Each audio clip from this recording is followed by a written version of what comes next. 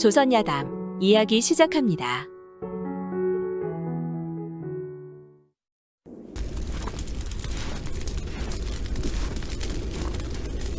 옛날 옛적 어느 깊은 산골에 도통한 도인이 젊은 부인과 함께 살고 있었습니다. 이 부부의 집은 아름다운 기와와 단청으로 장식되어 있었고 넓은 정원은 화려한 꽃들이 활짝 피어 있었습니다.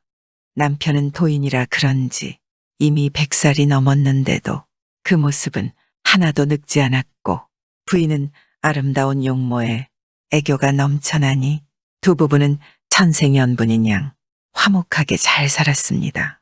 여보, 모레가 친정아버지 생신이니 친정에 좀 다녀와야겠습니다. 그럽시다.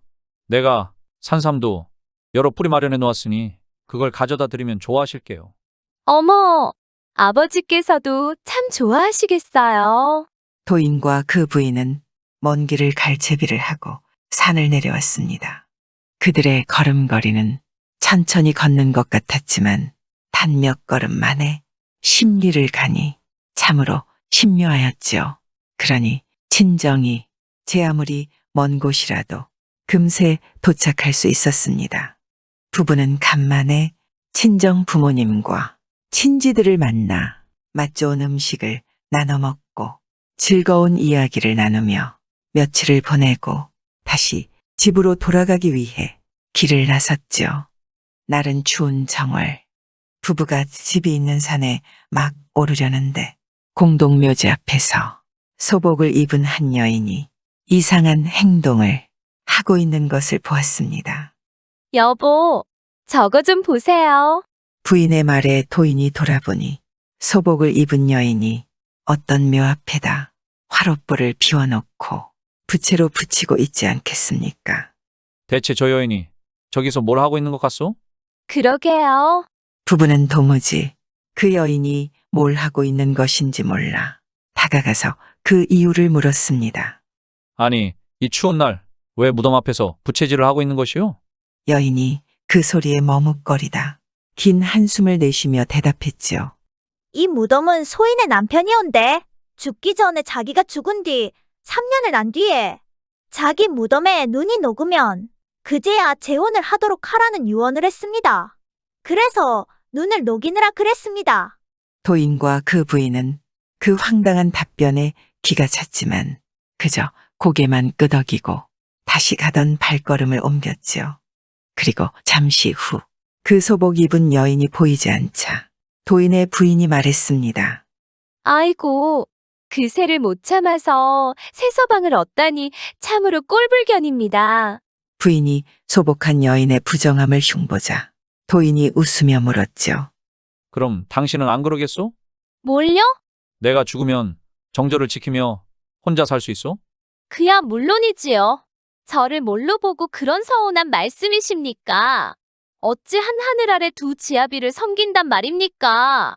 그리고 저는 정말 당신 말고 다른 사내는 싫어요. 아이고, 부인 고맙소. 도인은 부인이 펄쩍 뛰며 말하니 그저 고맙다 하였지만 한편으로는 궁금하였습니다. 과연 자신의 부인이 자신이 죽은 뒤 정절을 지키면서 혼자 살지 말이죠. 그런데 그날 밤 도인은 갑자기 배가 아프다며 몸부림을 치며 고통스러워하였지요. 여보, 왜 그래요?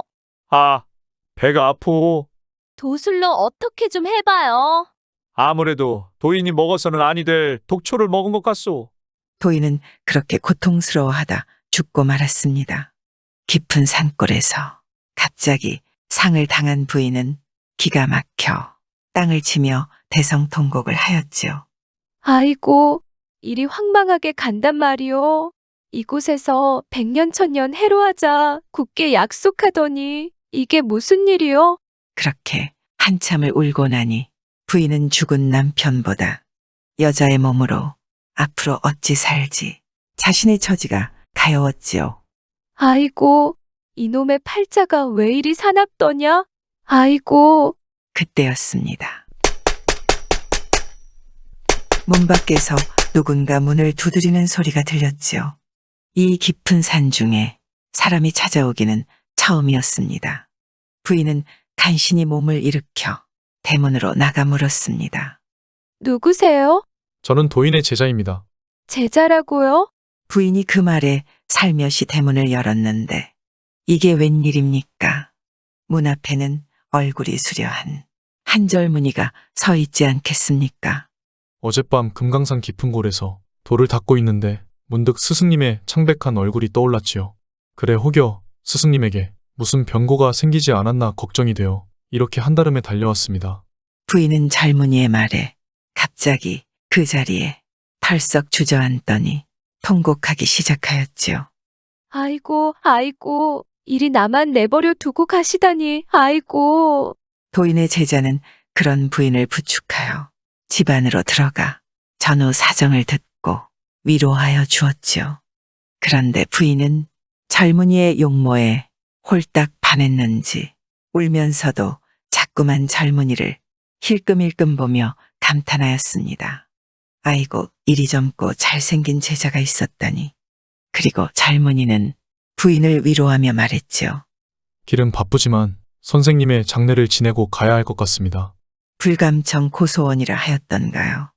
부인은 애써 티는 안 냈지만 마음속으로는 반갑게 젊은이를 대했지요. 그렇게 도인이 죽은 지 사흘째 되는 날이었습니다. 내일이면 장례를 치르고 젊은이를 따라 나설 속셈을 가진 부인에게 청천벽력과 같은 일이 벌어졌지요. 이 젊은이가 죽은 남편과 똑같은 증상으로 배를 움켜잡고 몸부림을 치는 게 아니겠습니까? 아이고 배야. 아이고. 대체 무슨 일이요? 깜짝 놀란 부인은 젊은이를 얼싸안고 어쩔 줄 몰라 했습니다. 아이고, 의원을 부르려도 깊은 산중이라 어찌해야겠소? 그 말에 젊은이는 고개를 설레설레 흔들며 말했죠. 아닙니다. 제 병은 제가 잘합니다. 이 병은 도인들에게 흔한 병이지요. 아마 스승님도 이 병으로 돌아가셨을 것입니다. 그럼 치료법은 모르시오? 한 가지 있기는 합니다만 대체 그게 무엇이오?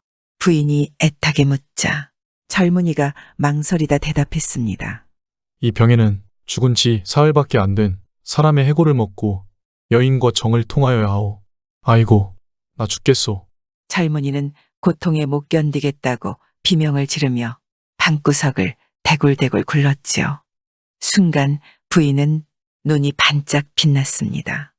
젊은이가 말한 약이라면 그리 어렵지 않게 구할 수가 있었죠.